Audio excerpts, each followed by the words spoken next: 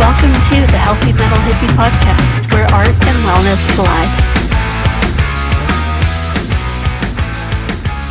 Well, hi, and welcome back to the Healthy Metal Hippie. Today we are here with Ricky Wilson. Ricky is the producer of Isiliel, which you've definitely heard a little bit of a lot about on this channel. And that's why, how could we do it without Ricky? So welcome, Ricky. Thanks for being here. No, thank you so much for having me. It's an honor. It's not often that I'm on this side of the camera. I'm always on the other side. So it's fun because every time we're doing live streams, we do live streams in the same office space that I'm doing this now. And Himari says, it's, difficult because the camera's up here and the screen's down there. So I'm not sure which I should be looking at. And I'm like, yeah, I know that's gotta be tough. And I'm like, yeah, that's really hard.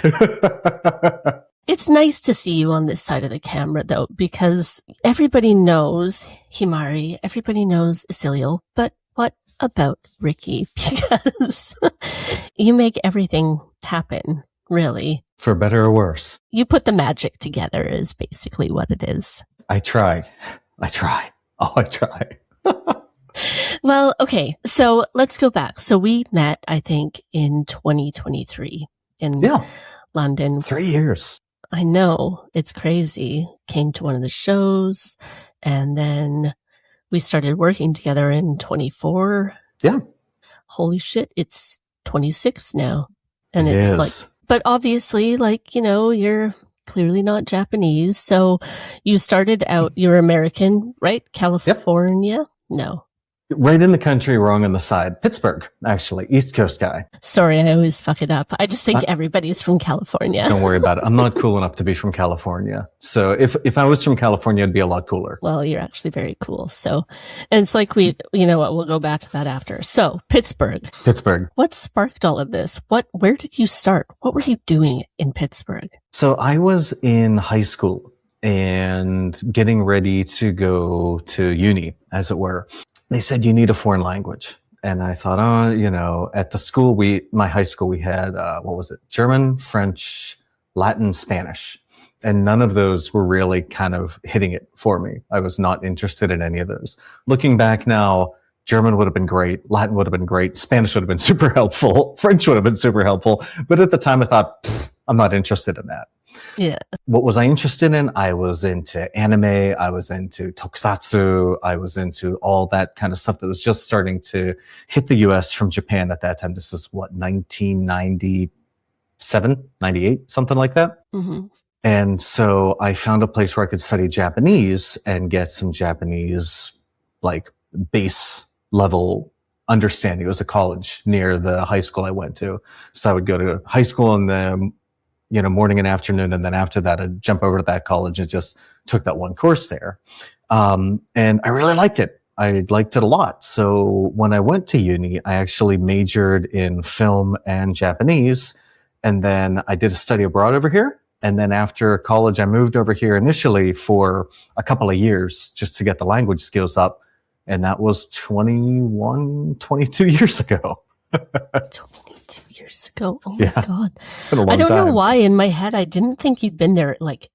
I know a while, but 22 years is 22 years this August. That's insane. It is insane. And so what were you doing? When you went over, you were working in film, or what were you doing over there? Nothing nearly that interesting. Okay. At that time, and I think it's probably relatively similar now, if you were coming over from the US to Japan as a new grad from university, liberal arts, you weren't an engineer, you weren't a doctor, you weren't a lawyer, you were coming over with a little bit of Japanese and maybe some other skills. You taught English. So, you just kind of did that to get the visa, to get your foot in the door. And then you see guys who have been here 20 years and they're still teaching English. And they're usually not very happy. But most of the time you do that for a couple of years and then you move on. So I did that a couple of years, moved on to some business consulting, which I didn't love, but it paid really, really, really well. And then that big economic crash at, 2006? 8. That completely killed that. So you were not getting any business contracting jobs after that for a while. So, or business consulting jobs after that for a while. So I pivoted and I was working in hobby, like toys and plastic models and stuff like that, which was something I actually liked, which didn't pay as well, but it was cool. So did that for a while. I started my own, not company, became self-employed as a figure producer for a couple of years. And then that sort of rolled into what I'm doing right now. That's really interesting. That was rapid fire, yeah. No, I'm just like, oh my God, there's so many things that you've done. And I didn't know that it started with figures. Yeah. I was working there's a very big, Japanese-based online hobby shop called Ami. They're still around now. And I got a job there right at the beginning when they started doing international sales. So I was doing international customer support, translating products. That was probably 70 or 80% of what I was doing, was just sitting in front of a computer translating model kits. This is the Gundam Exia 175, 1/18th scale model kit from Bandai, stuff like that. So right. I was doing that for a while. I got into the sort of punk soft vinyl scene, which is like a kind of super DIY, make it yourself toy scene. And I was doing that for a while and it got really overwhelming and I stopped doing that. But I sort of just slid from that because I had been doing that on my own for a couple of years, for maybe 4 or 5 years, when I created Necronominal, which is the first idol group I made. And I just sort of, over 2 or 3 years of doing that, I transitioned from the figure stuff into full-time music production. That's a nice transition, though. It was interesting. I had this little studio with a friend. I was doing a lot of project management. I was doing a lot of prototyping. And so, now it's basically all 3D print. At that point, 3D print was just starting to kind of get good enough to use professionally. But what we did was we did wax prototypes, because to make soft vinyl, you've got to transfer the clay or resin or whatever, fiberglass, sometimes prototypes, into wax so they can make the molds, and that gets melted and poured out. It's super, super analog. It's a really analog, hands-on kind of production process. So I would just literally be in the studio for days on end, until 5 a.m, 6 a.m, just carving and polishing wax. Just literally taking these little tiny figure parts and polish. And you start to go a little crazy, right? Because it's just either just you or maybe you and one other person, just either painting, because we did a lot of airbrush painting on the figures, or just polishing wax. Once or twice a week, you'd go out to the factory and talk to some 70-year-old Japanese shokunin kind of professional mold makers or paint mask makers. But other than that, it was just kind of you're in the studio the whole time. And you go a little crazy. So I thought, I want to do something where I get out of the studio. Whatever, I'll just make an idol group. I'll just do it. But so I was working for Ami doing hobby sales, doing plastic models and figure sales online. And their parent company got a gig running do you know the show American Ninja Warrior? Yeah. The obstacle course show? Yeah. So they were going to do a Malaysian version of that. It was unusual because they didn't have a lot of international gigs. So I was one of the only international, I think I might have been the only non-Japanese employee at that time, at the start. We brought a couple on later on. But so they said, we need you to kind of help with this. And in the end, they did the program in Malaysia, but they also wanted to bring over Japanese musicians to perform kind of as part of this youth festival that they would be filming the game show at. So that had the obstacle course over here, blah, blah, blah, blah, blah. And over here, they would have a stage with singing and dancing or music or whatever. And so we took over Momoiro Clover Z and Shoko Nakagawa. So Momoiro Clover Z was a big Japanese idol group at that time. And Shoko Nakagawa is kind of a voice actress, model, television personality. She kind of does a little bit of everything. But that was my first sort of introduction to that idol world. And it was really cool. It was wow, this is interesting. This is 15 years ago, a little more actually. And there were all of these idol groups out then doing really kind of crazy things. It was like right when hyperpop started kind of hitting, there were idol groups doing, kind of riffs on like Tetsuo the Iron Man, which is like an old Japanese, like super underground, body horror film from I think it was either the late 80s or the early 90s. There were groups doing like 60s, like psychedelic garage rock. It was really crazy, because up until that point, I thought, idol groups, it's all just bubblegum pop. It's all just this really kind of light, like, mass appeal pop. But at that point it was a real kind of, in like the fossil record where they say that there are these kind of explosions of fauna. So it's like the Devonian explosion where all of these crazy sea creatures and like giant crustaceans and trilobites just kind of popped into existence at once. It was sort of like this fauna explosion in the idol scene where there was all this interesting stuff that just got born in, the matter of a year or two. And so I got into that and I saw some of these groups are just run by guys. It's not a talent agency. It's not like, whatever productions. It's not, whatever giant office. It's just a guy. It's some guy who used to be in a band or some guy who used to direct music videos and they just made a group. So I thought, that sounds cool. Let's give it a try. DIY, right? Punk. Hell yeah. Absolutely.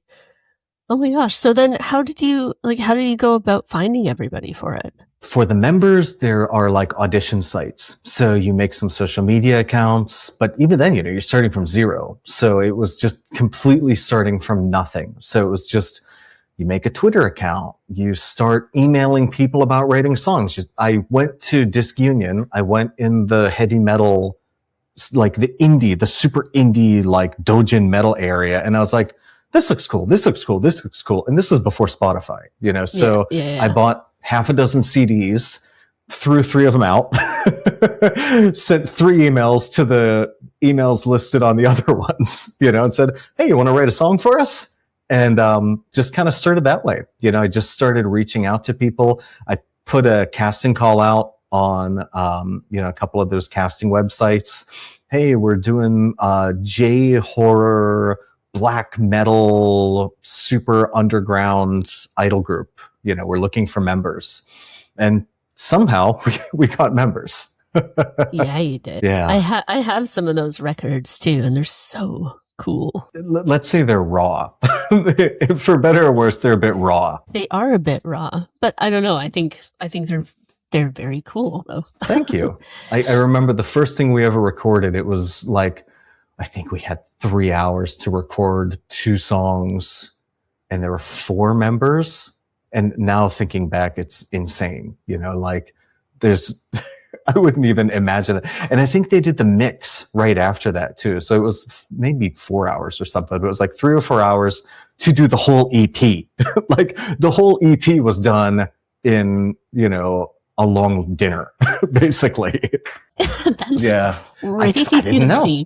I didn't know because before that I'd been in a couple of punk bands, but even then we only if we recorded, it was in a practice studio. We never did real recordings. It was some guy saying oh yeah, I can hook up my mini disc player to the mixing board in the practice studio and we'll just do a 1 mic recording of the practice. That was our recording, so that was kind of my background coming from that. So punk rock. Yeah. So it's 3 hours. Pff, we don't even need the third one. We'll be done in 2.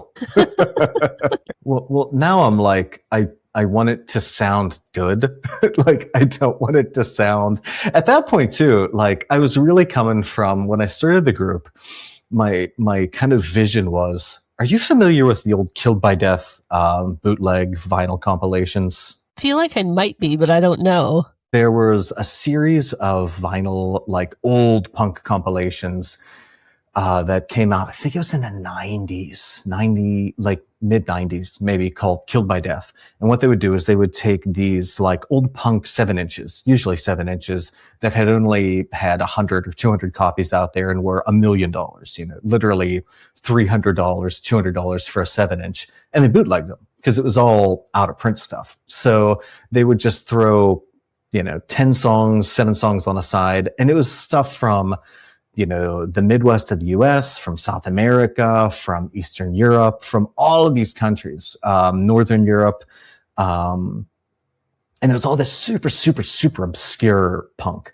And when I started the group, I was like, oh, I want to make the Idol version of something that would be on one of those compilations in 20 years. 20 years from now, I want this to be like, oh, did you hear this? This is really crazy. Like, this is just out there. And, they never got popular in the day, but right now, the record geek guys are into them. So this is not at all what I'm doing right now, but this is where I started. Yeah. This was kind of the impetus. So for me, 3 hours in the studio, it's like, yeah, let's do it. Yeah. Easy. Perfect. Yeah. So that disbanded a few years ago now. And technically hiatus. Okay. Just let me put a little asterisk on there. Technically on hiatus, but we'll leave that as it is. Right. Okay. So it's on hiatus right now. Yeah. And indefinite hiatus. Indefinite hiatus. Okay. It's a very Japanese term, right? Very, very Japanese. It's indefinite hiatus. That, I guess it's the thing of never say never, right? Never say never. For better or worse, you keep a little bit of that flame burning. Yeah, exactly. And now, so yeah, with Isiliel, then that started, oh my God. It started like 4 years ago now, right? Yeah, we just celebrated our 4th anniversary. Yeah, like 3 weeks ago, we celebrated our 4th anniversary. Hooray, we're 4 years old. We're not babies anymore, we're toddlers. Yay, toddlers. So it just seems to have like this really strong, but also really positive vibe around it. I think like a lot of it feels so much like embracing your darkness, but also finding your light at the same time. Totally. So when Himari and I decided, or we're talking about making Isiliel, the group was very much, it was like H.P. Lovecraft, dark, void, despair, but it was also very theatrical, none of it was all kind of like a B horror movie, basically. And that wasn't the vibe that would really work for Himari Sola, because that's not really her vibe. She's not like a B horror movie kind of girl. Like, she's more interested in real emotion, real expression, like really kind of putting her heart on her sleeve, putting her heart on the line when she goes into things. And so we didn't want to have that sort of goofy, a little bit removed, like, in a lot of metal, there's a lot of metal out there where it's very serious on the surface, but you can tell people are having fun with it in the background. Yeah. And I love that. Like, I'm totally cool with that. But for Isiliel, it's really, it's heartfelt. It's really like sincere. I think sincerity is a very important word for Isiliel. So we wanted to do something really sincere. And like you said, kind of, it's okay to be in a dark place. It's okay to kind of be a dark person, as it were, but you still need to find your light. You still need to find your path, and you still need to hold on to hope so that you can kind of fight through everything life throws at you. I think a lot of people find hope within it too,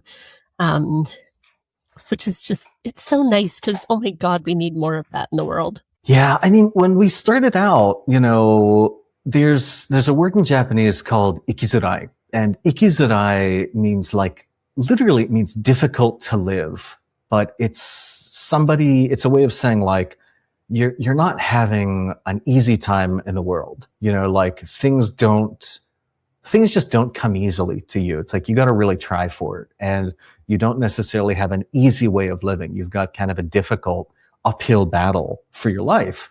And that's very much Himari. She's very much an ikizurai kind of, she's a very, very serious, she's very stoical, but she's also very emotional. And I mean, that's a hard line to walk, isn't it? To be like super stoical, super serious, super determined and dedicated, but also really, really like having a lot of emotional depth and a lot of emotional vibrancy.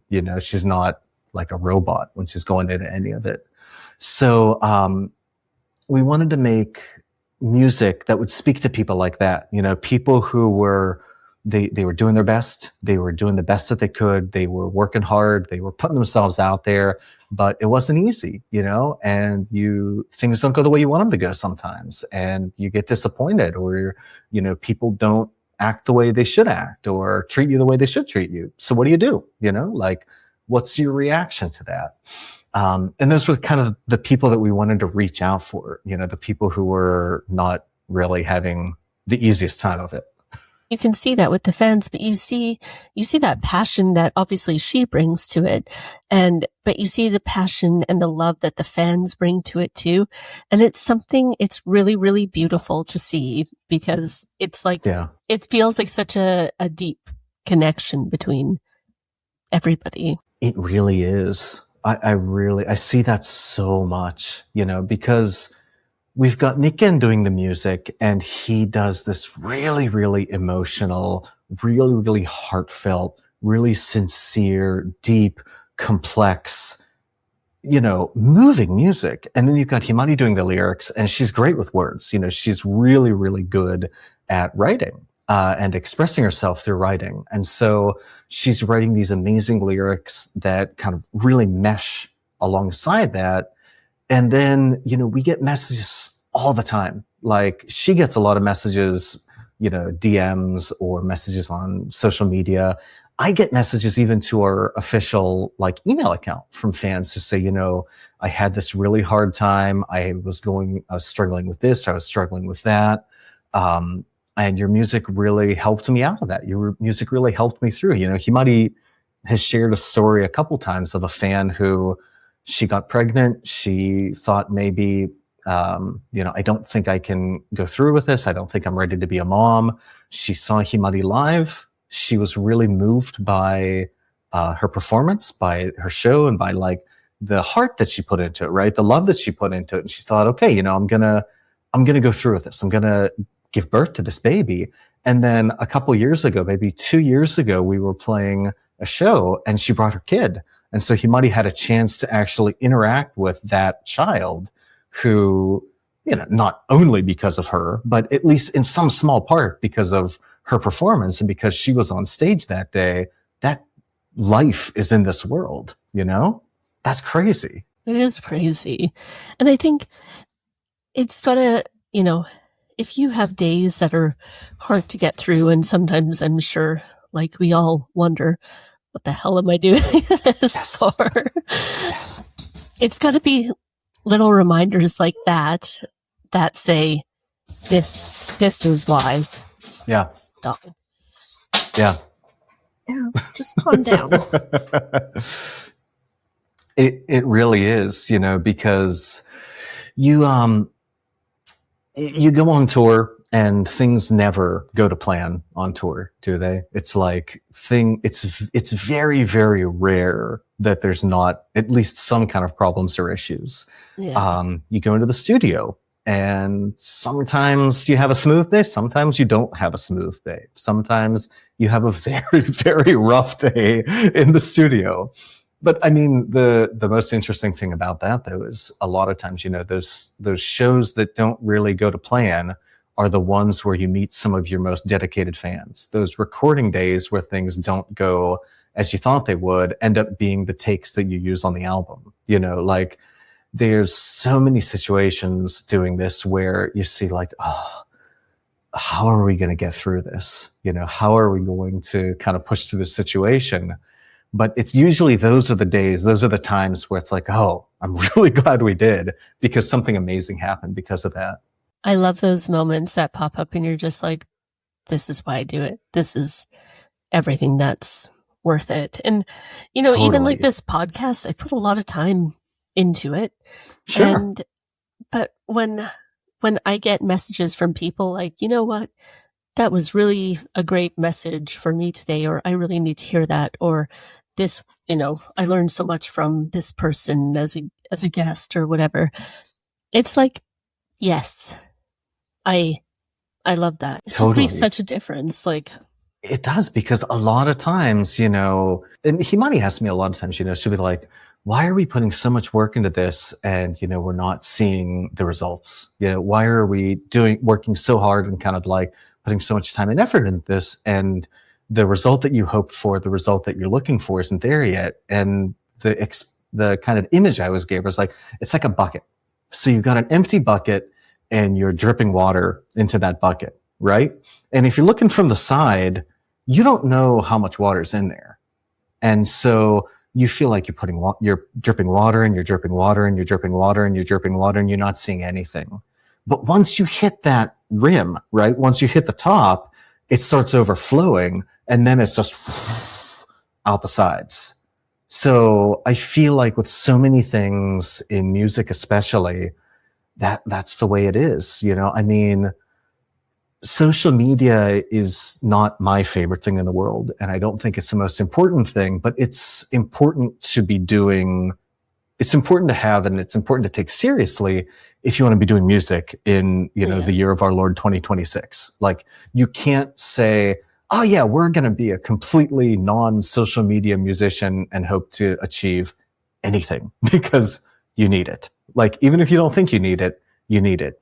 And Himari was grinding and grinding and grinding and grinding on social media for years and years and years. And, few more followers, few more interactions. And then a couple of years ago, it's like the floodgates just opened, and, she got, I don't know, like 10,000 followers in a week.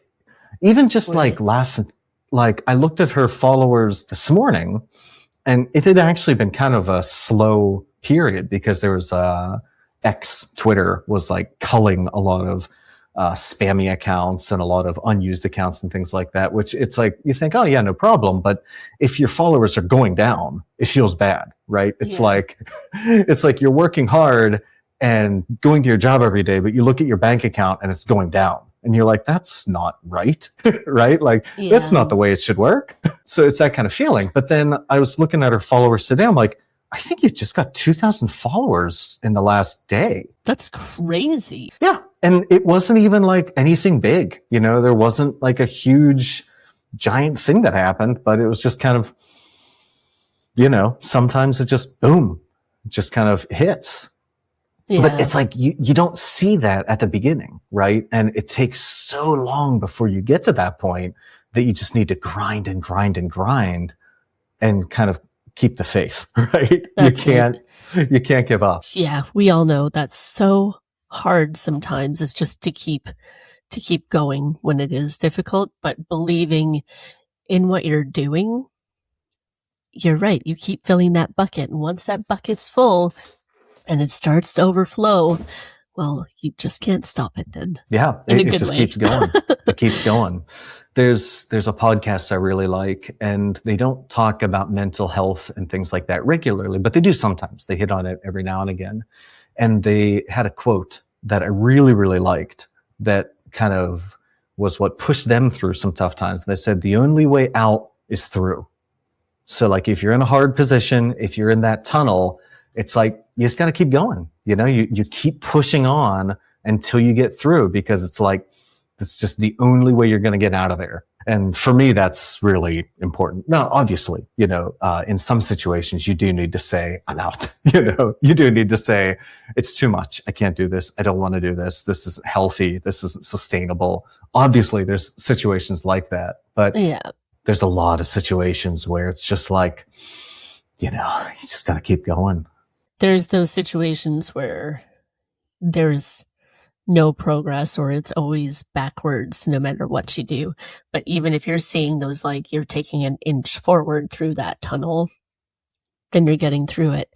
As long as it's aligned with you and your values and, exactly, and what you want to do, then fuck yeah, go. Totally. Go. It takes a lot of mental toughness. It really does. And, working with Himari, like working with somebody who's so, in a good way, I mean this very positively, as an artist, sensitive. She's a sensitive person. She really feels things, and she really she takes things to heart in a good way. But you're online, right? And it's like, even if you do everything perfectly online, sometimes she'll be like, why did somebody reply to this post with this kind of message? Or why did somebody send me this kind of DM? You know, I didn't do anything to them. And it's like, because you're online, because they're fallible human people. And there's a lot of people out there who they lack empathy. They just care about, you know, kind of shaking the boat or kind of saying what they want to say. And there's no consideration for the person on the other side of that message. You know, I heard that, the really dangerous thing about social media and about kind of the current information AI age we're in right now is we're starting to make machines into humans and humans into machines. You know, look at humans like machines, basically, and look at machines like humans, where it's like, this is an actual living, breathing person. They have feelings. They have agency. They, you know, have trauma or personal issues that they're bringing into this, and not being able to consider that. And then looking at, you know, AI chatbots and being like, I love them forever. I know. I don't know. That's a whole other thing. I'm like, people marrying their AI chatbots. It's a little weird. How often do people care more about their things than about the people around them? Totally. And you see this a lot. You see this so much in music. You see this a lot in Japan. There was a really interesting, this is something Himari told me about. There was a manga that got adapted into an anime. And the anime was super popular, and there were a lot of international fans who got into it. But the manga was a little bit more rough around the edges, and it was kind of boys' love. So it was dealing with kind of gender identity, LGBTQ kind of issues, and some foreign fans were into the anime, but then they read the manga and they're like, oh, I don't like this. You know, I don't know the details, so I'm not going to take a stand on whether what was in the manga was correct or incorrect. I don't even know what the root issue was. But what they did was they went on Twitter and on social media, and they started just annihilating the creator, just really, really attacking them. Really, really terrible stuff, like really bad comments. And the creator was just like, okay, I'm out. Sorry, guys. That was not my intention, but I'm done. And they're gone. I don't mean gone from this world, hopefully, but they're gone from that creation. They're gone from social media. And they've, at least at this point, said, I'm just not going to do this anymore. You know, I'm out. And, you know, we can see there's a lot of media that I look at and I'm like, I don't love that. You know, I don't necessarily agree with that. But I think that in almost all cases, the person writing it or the person creating it has the right to put that out there. You know, it's not for me to say, you know, obviously if something is like spreading really dangerous untruths, that's a different story, I guess. But, you know, in almost all cases, even if it's something pretty vile, it's, you know, freedom of speech, right? Like that's the American way coming out, I guess. But, and even if you don't like it, there's a lot of ways that you can express that without basically forcing that person into non-existence, you know, without kind of like pushing them off the entire internet. Yeah, I think it also, stuff like that where people are being attacked so violently online, it stops people from putting things out there. It stifles creativity. It stifles It's art. a chilling effect. Again, you know, do I agree with everything out there? Not at all. Like there's a lot of stuff out there that I think is detrimental or maybe not positive or not great, but you know, there's a lot of things that I like that other people are probably like, that sucks. I don't like that. That shouldn't be out there. So free world, right? As long as you're not hurting anybody, as long as you're not infringing on other people's rights or physically or mentally damaging somebody, go for it, right? Yeah. There's a lot of ways to say that's not cool without blasting somebody into the nether sphere. No, exactly. Exactly. I think, and that's part of being online too, is like we lost a lot of that actual human connection. Like, you know, all these people, if this person was standing in front of them, there's no way they would say anything like that. Not a chance. This is long in the past, but I've literally had fans go online, say some really, really, I would say, at the very least, unpleasant, inappropriate, rude things on there. And then I would see them at a show and I would be like, hey, how about that thing you posted online a couple of weeks ago? You want to talk about that? You want to have a dialogue on there? Like, no. I was joking. Or no, it's no. Don't worry about that. Don't worry about that. I was drunk. Like, okay. All right. And again, not confrontationally, not like, hey, what were you saying? Like, you want to talk about that? Like, I get that you have a problem. We're here right now, two adults. Let's talk about it. And like, nope. Don't want to do that. I gotta pee. Okay. I hope that made them think twice about posting shit like that in the future. You would hope, but they don't get called out enough, right? They don't. But a lot of times too, it's like, if it's online, there's a record. If it's face to face, there's not a record. So it didn't happen. Right. For those kind of people, they're slippery. They're very slippery. And there's always a kind of way to weasel out of it, right? You misunderstood. You're taking me out of context. Oh, really? I'm taking it out of context. Okay. But one of the wonderful things, the absolutely wonderful things about doing Isiliel is, honestly, like, the fans that have gathered around Isiliel are so positive and so heartful and so kind and so just really good people. Really, really good people. I couldn't tell you the last time something like that happened. I mean, this was years ago. It's been really, really great to see that. And I think that's because, Himari is putting out positivity. And when you put out positivity, you get back positivity. Yeah, exactly.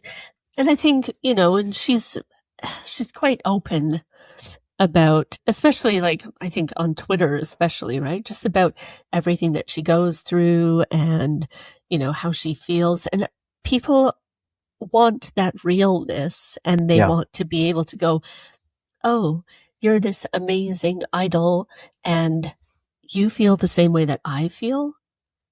And it's just, there's something so comforting about that when you're a fan, you're going through hard times and the person you admire has felt the same way. You're just like, I'm not alone. I 100%. And, we talk about social media. We talk about, what to put out there, what not to put out there. And a lot of times, it's not like I'll say, don't put that out there. Don't write that. She'll come to me and say, like, I feel like I want to put this out there. Do you think that's appropriate? Do you think that's something that should be out there? And 9 times out of 10, I'm like, yes, I express more, put it out there. And that 1 time out of 10 where I don't say yes right off the bat, it's like, I think that's great. Let's think about how we phrase it. Let's phrase it like this, or let's phrase it like that. Let's just kind of polish it a little bit, because there's so many people with so many different histories and pasts and experiences out online, and sometimes you really need to think about how you put things out there, because you might mean it in a really, really positive way, and the person reading it might not translate that way. So you really need to kind of be cognizant of what you're putting out there and kind of how you're saying things. Yeah. I don't think I've ever stopped her from putting something out. I think it's always like, yes, more. Because at the beginning, she was like, she didn't really want to put a lot of talk about, maybe mental health issues or struggles or things like that out there, because she thought it would be a burden. She didn't want to worry the fans. She didn't want people to be concerned about her, because she thought, I should be out there encouraging. I should be out there building people up. I don't want to make them worry about me when I should be kind of a voice of strength or a voice of positivity for them. But like you said just a moment ago, there's a reason that it's difficult for people to identify with a character like Superman, right? Because you look at somebody like that, they're a god, right? They can do anything. They have all of these powers. They have all of these abilities. They have all of these options. And you think, well, I don't have any of that. I don't have this I'm not strong like that. I'm not, able to do this, or I'm not able to do that. And so I think showing vulnerability is actually really important. You want to be wise. You want to be like, intelligent about how you do that. But I don't think the answer is not showing vulnerability. I completely agree. I think that takes a very strong person to be able to do that too. It's scary. Yes, it's scary to put yourself out there like that. It's really scary. It takes a lot of courage, because there will be people who say things you don't want them to say, or say things that you wish they hadn't. 100%. If you put it out there online, there will always be somebody who says something that you didn't want them to. And then what about you, Ricky? How do you take care of yourself in all of this? Like, you are nonstop all the time. Like, you handle everything from front to end. And handle a lot. Yeah. And so how do you take care of yourself and make sure that you have a full bucket in a different way? I'm one of those people where I'm just kind of a naturally positive person, and that doesn't mean you're positive 100% of the time, 24 hours a day, but that's kind of like your default setting, right? Is it'll work out. We can make it happen. We can get through this, it'll be okay. So I think that's one of the biggest things. And that's just kind of how you're built, I guess. That's just how you're put together. But like sleep, like getting a good night's sleep, I found when I was in my 20s, a little bit younger, a little bit more wet behind the ears, you just kind of say, we'll just go a day, 2 days, 3 days without sleep, muscle through, keep grinding. And at that point, I was doing a lot of stuff where like prototyping work, painting, project management kind of stuff. As long as your hands are moving, as long as your eyes are moving and your hands are moving, that's okay. That's enough. That's all you need to do. Just keep moving. But now you're dealing with things where you have to make decisions, right? And you're dealing with people, and you're dealing with personalities, and, all of these other kind of things coming together. And it's like, if you're not getting enough sleep, I can feel myself getting dumber, right? Like, yes. I can feel my mental faculties going down in direct proportion to how little sleep I've had. So, I can pull an all-nighter. I can go 2 or 3 hours if I need to, but I really try and avoid it because I can 100% see the negative effects, and it's not good. It's not positive. So just kind of making sure, eating.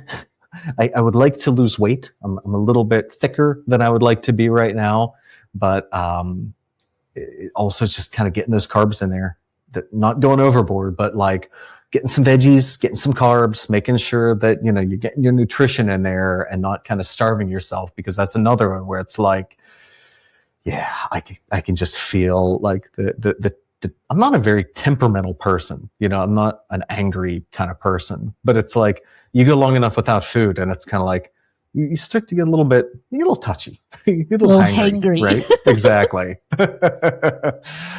And that's not a position you want to be in when you're forging the way. It's like I've seen people on tour who just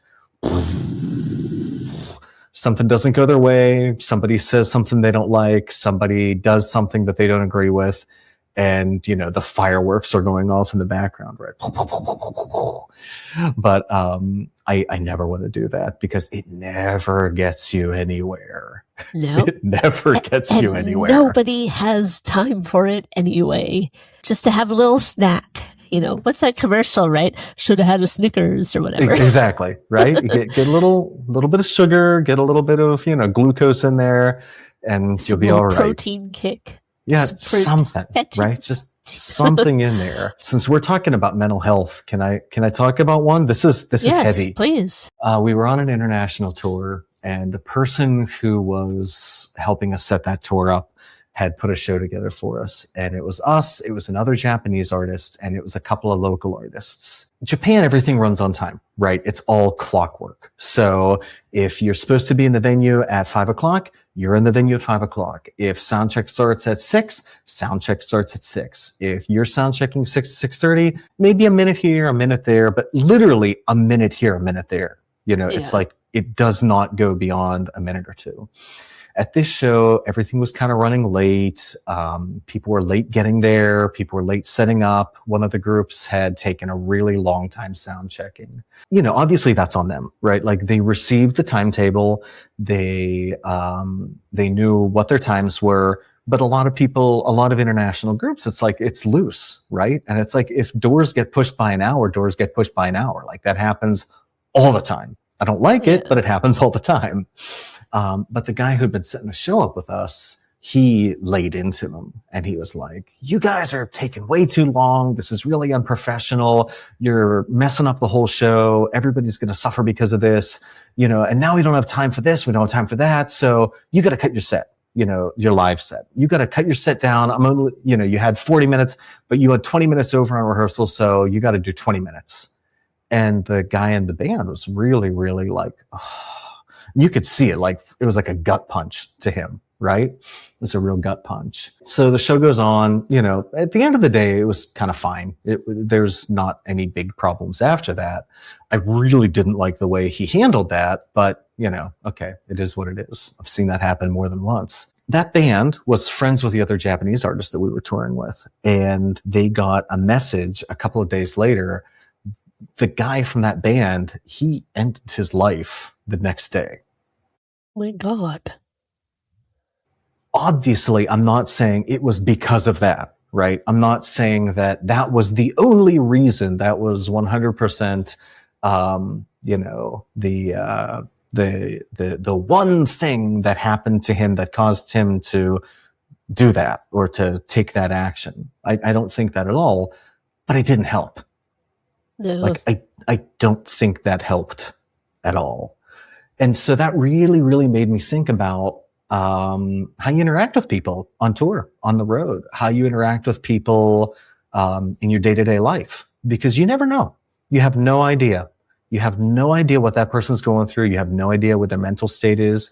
You have no idea what their yesterday was like or what their tomorrow is going to be like, And if you can treat them with respect and kindness and kind of that feeling that like, hey, right now things are fucked up, right? It's not where it should be. It's not good right now. Let's fix it. How do we make it better? How do we overcome that? Okay. We can do a little bit of this. We can do a little bit of that, but we're all on the same team. We're all here, for example, to make a good show, to put on an amazing night for all the fans. So everybody has a great time and enjoys themselves. And, it's a successful event for everybody involved. But it's like, you can't lose sight of that, and you can't give in to that kind of, the Japanese word is like aseri, like pressure, like, that lack of stability in your own heart, right? Like that kind of like, what do I do? Stress in yourself.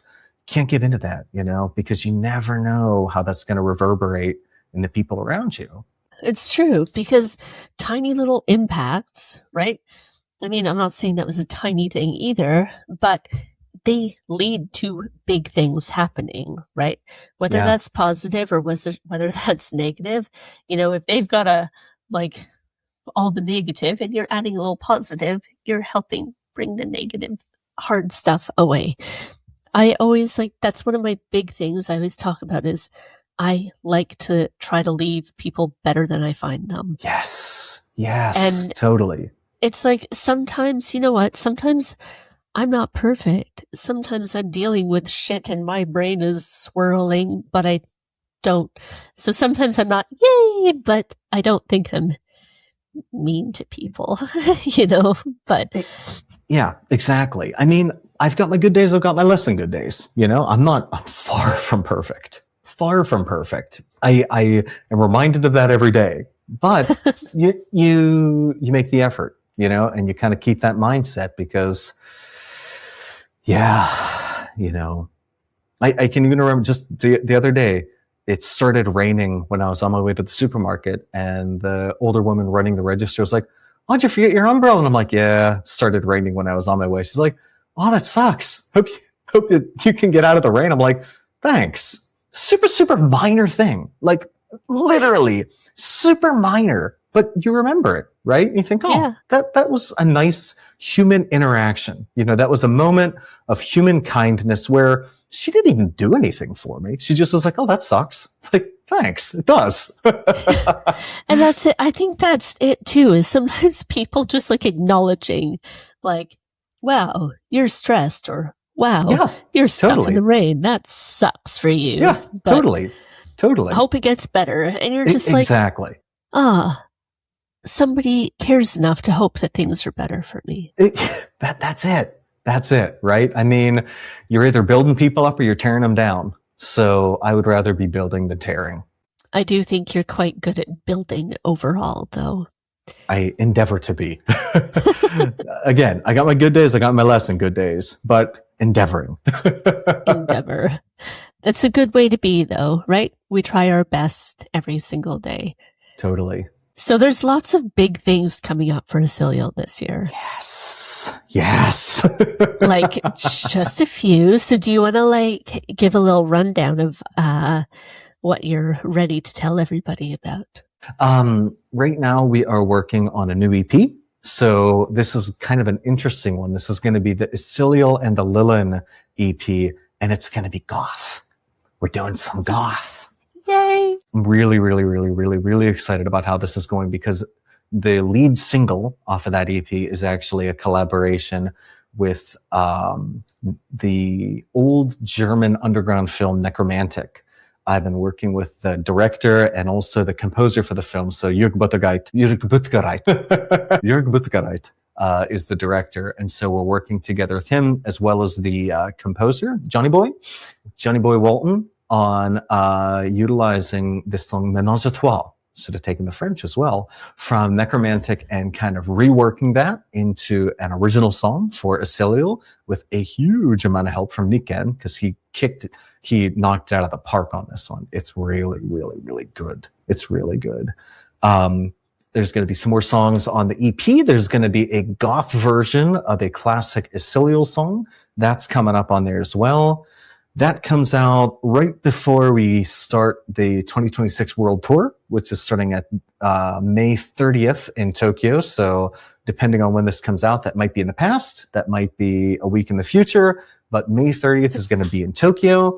And then we are off to Europe. So we've got shows lined up June, July. We've got some really, really cool stuff lined up. I just found out that Germany is going through, so I'm excited about that because I was pushing. France, Norway, a couple other countries, and then that leg of the tour will be wrapping up in the UK with, I hope you don't mind, this is already out there, starting with your wedding. Yes, starting Congratulations. with the wedding. Thank Huge you. Congratulations. Well, so I guess starting with you. your wedding on the 23rd, and then the big show at the Underworld on the 26th. Yeah. And that is going to be kind of the finishing of that chunk of the tour. Yeah. Well, you've got a big UK kind of weekend, right? So it's the 23rd is at HMV. 24th the is the wedding. 24th is the wedding. HMV. 24th is the wedding. Don't forget the wedding. Yay. At the Cart and Horses. At the Cart and obviously, legendary Cart and Horses. And then legendary Underworld Camden on the 26th. Yes. July, that weekend. Whew. Yeah. It's going to be a big one. A big weekend. That's going to be a big weekend, but I'm really looking forward to it. That's going to be a fun one. That one, I'm not stressed about that one. That one just sounds like it's going to be a good time. We just need to figure out what you're going to have Himari wear at the wedding, because she's been asking me. Oh my God. To wear?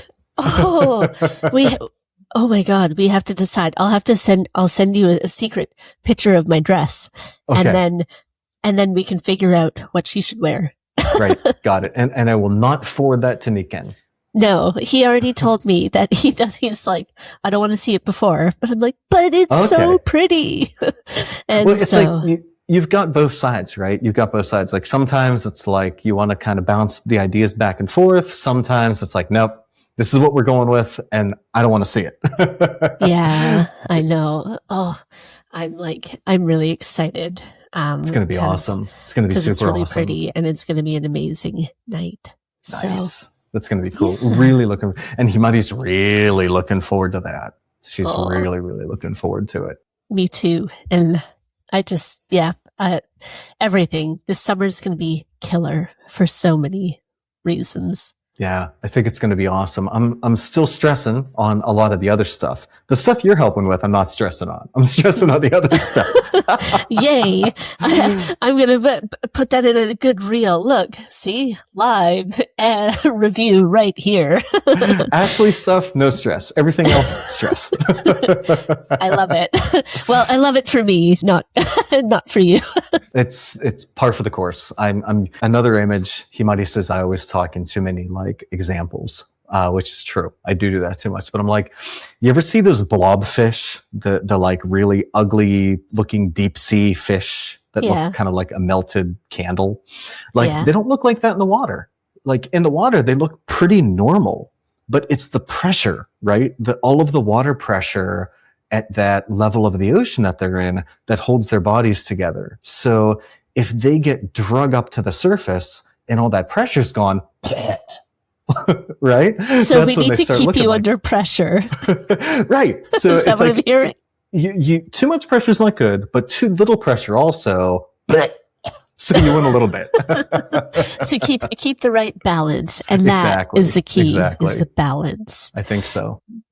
So if you had one thing to leave the fans with, what would it be? We actually, we had a really strenuous recording session that lasted a couple of days. And we just finished up last night, and it was a difficult recording session for us. You know, it was hard. It was not an easy recording, and it was not easy for Himari. So I really appreciate the work and the faith that she put into doing that, and the kind of guts that she put into it. But it was for the new version of Jodo Dokusho. And in Jodo Dokusho, the end of the chorus says, you know, even on the darkest night, the light of the moon will still be there.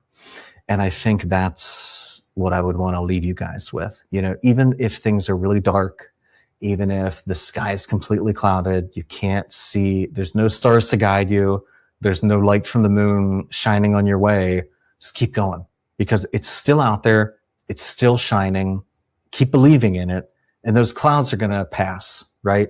Those clouds aren't going to be there forever. They're going to dissipate, and you're going to see a beautiful, wonderful starry sky. I still remember we shot a live stream in Death Valley in the US, which is in the middle of the desert. It's really, really hot, super crazy, intense part of the desert. And it was at night, and we shot a live stream there, and just like the sky, the stars, and like the immense beauty of the sky there, it hits you, right? It's like a sledgehammer. And just know that that's above you all the time. Like that's above your head every day. And so even if you can't see it, it doesn't mean it's not there. It's true. It's so true. Thank you for that, Ricky. No, thank you. Where's the best place to give a follow? You've got YouTube, all the Instagram pages, and you've got your own Instagram now. It's so exciting. I've updated a total of 2 times. I need to get on that more. That's the other thing. Himari's like, you need more output, more output, more output. It's like, you're right. You're 100% right. Yeah, but it's consistency, right? It's being consistent with it. So Instagram, I'm probably on X a little bit more. I've been trying to at least post on there more frequently. But yeah, all of those places. It's always we'll just put all the links. Thank you. It's always just at Imperiet IV. But thank you so much. I appreciate that. Love it. Well, thank you again for being here today, Ricky. I've had a blast. Me too. Really my honor to be here. Thank you for inviting me. Thank you. And we will chat very soon. Good. Sounds good. Thanks so much for joining us on the Healthy Metal Hippie podcast. For more ways to connect, go to www.healthymetalhippie.com.